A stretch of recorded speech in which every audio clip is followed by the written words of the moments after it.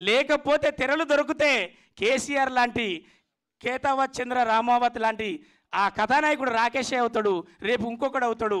ఇంకపోతే మాకు కమిడియన్ల నుంచి ఒక గుర్తింపు తెచ్చుకునే క్రమంలో మా బలగం వేనన్న ఆయన వల్ల ఈరోజు నేను వేనన్నకి ఈ డయాస్ మించలి మా కమిడియన్స్ అందరి తరఫున, ఎందుకంటే బ్రహ్మానందం గారు కూడా చాలా అద్భుతంగా ఫీల్ అయ్యాడు. అరే కమిడియన్స్ చాలామంది సినిమాలు చేశారా, కానీ వేనన్న చేసిన సినిమా హిట్ అవ్వాలరా, హిట్ అవ్వాలి, ఎందుకంటే వేణు అనేవాడు కూడా కమిడియన్ రా, మన కుటుంబం రా అని బ్రహ్మానందం సార్ నాతో షేర్ చేసుకున్నాడు. ఫస్ట్ రోజు ఫోన్ చేసి అరే ఏమైందిరా సినిమా అంటే పెద్ద హిట్ సార్ అనగానే కమిడియన్ గెలిచిండ్రా అన్నాడు.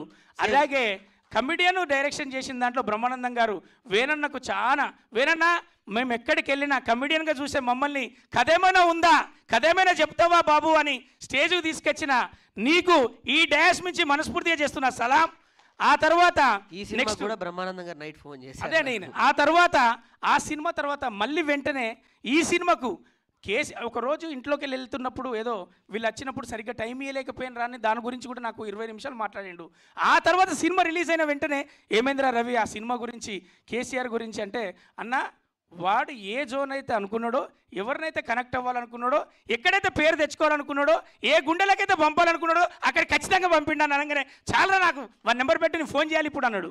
ఎందుకంటే డైల్లో లేట్ అవుతుందేమో అని వచ్చిందని డైరెక్ట్ వస్తే ఫోన్ పోతుంది అని చెప్పి ఆ నెంబర్ మాత్రం పెట్టు, పేరు పెడితే మళ్ళీ ఎత్తుకోవాలి రా అన్నాడు.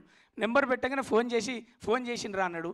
అలాగే రేపు ఇదే ఆహాలో, ఇప్పుడు ఆహాలో నెక్స్ట్ మనది డేట్ పడుతుంది, అప్పుడు మనందరం చూస్తాం. మంచి సినిమా చేసిండు రాకేష్ అని మీరు అంటారు. ఇదే ఆహాలో మన అదిరే అన్న అభినయ్ కృష్ణగా ఒక సినిమా చేశాడు, అది కూడా డైరెక్షన్ అయిపోయింది, రాస్తారని అనుతుంది చిరంజీవ.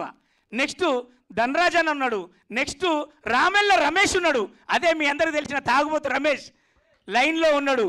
ఇట్లా చెప్పుకుంటూ పోతే కమిడియన్లో ఇంత అద్భుతమైన సినిమాలు తీస్తే డైరెక్టర్ బోర్డు పెట్టుకున్న వాళ్ళు మేమందరం ఎలాంటి సినిమాలు తీయాలనే బాధ్యత పెంచబోయేది ఖచ్చితంగా ఈ టాలీవుడ్ కమిడియన్సే, టాలీవుడ్ మన హాస్య నటులే.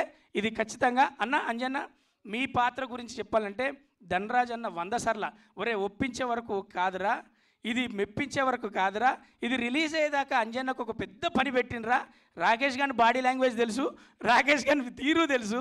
అలాంటి పరిస్థితిలో ప్రతి ఒక్కరికి ఆన్సర్ చేసుకుంటూ చెప్పుకుంటూ తీసుకుంటూ ఎడిటర్ దగ్గర నుంచి, ఎడిటర్ మదన్న కూడా చెప్పాను కదా, చాలా బాగా వచ్చినాయి సీన్లు, చాలా బాగా చేసుకున్నాడు. దాన్ని కొద్దిగా నేను ఫైట్ చేస్తా, ఎంత ఉండాలో అంతే ఫైట్ చేస్తా. అవసరం లేదని ఎందుకు చెప్తున్నా అంటే ఆయన తీసింది ఆయనకు కన్ను విప్పుగానే ఉంటుంది, కానీ ఆడియన్కు కంటికి క్లిప్ అవ్వకుండా అలాగే అంటిపెట్టుకోవాలంటే కసాయిగా నేను ఉండాలని చెప్పిందే మదన్న. ఆ మదన్న పాత్ర కూడా బాగా పోషించిండు కాబట్టి ఈ రోజున మీ అందరూ సక్సెస్ ఖచ్చితంగా మీరు